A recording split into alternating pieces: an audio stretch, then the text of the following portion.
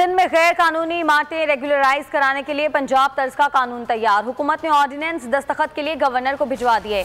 नए ऑर्डिनेंस को असेंबली से भी मंजूर कराया जाएगा। सूबाई हुकूमत के तर्जुमान मुर्तजा वहाब की न्यूज़ कॉन्फ्रेंस कहा कि इमारतें रेगुलराइज कराने का कानून पंजाब जैसा है। कानून के तहत रिटायर्ड जज की सरबराही में कमीशन बनाया जाएगा। कमीशन के फैसले तक तजावुजात के खिलाफ मुहिम रोक दी जाएगी। नाले पर बनी तामीरात के खिलाफ कार्रवाई होनी चाहिए, लेकिन ऐसी इमारतें जो बन चुकी हैं और बहाव मुतासिर नहीं कर रही हैं उनके खिलाफ एक्शन नहीं होना चाहिए।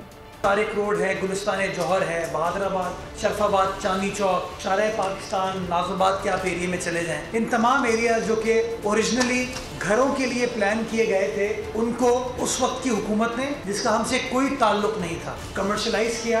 ये बुलंद इमारतें तामीर होना शुरू हुई, जिसका नतीजा आज हम भुगत रहे हैं कि कराची के अंदर वो इंफ्रास्ट्रक्चर जो ज़ेरे ज़मीन होना चाहिए वो नहीं है। फिर कराची वाले सवाल पूछते हैं कि उस्मान बोजदार साहब पंजाब में तो एक कानून ले आते हैं जिसके तहत एक सुप्रीम कोर्ट के जज साहब को अपॉइंट किया जाता है इस तरह की इर्रेगुलर कंस्ट्रक्शन को रेगुलराइज करने के लिए। ये जितनी सियासी जमातें हैं वो ये कहते हैं कि दोहरा मयार नहीं होना चाहिए। वो कहते हैं कि रियासत का काम है, हुकूमत का काम है कि अगर किसी गरीब आदमी ने, मुतवसत तबके के आदमी ने, अमीर आदमी ने कोई कागज़ देख के किसी इमारत में पैसे लगाए हों, कोई घर ख़रीदा हो, तो आज उससे 5 साल बाद, 6 साल बाद, 10 साल बाद, 2 साल बाद उसे उसकी छत इस तरीके से नहीं छीन सकता। सब्सक्राइब करें और बेल दबाएं ताकि कोई खबर रह न जाए।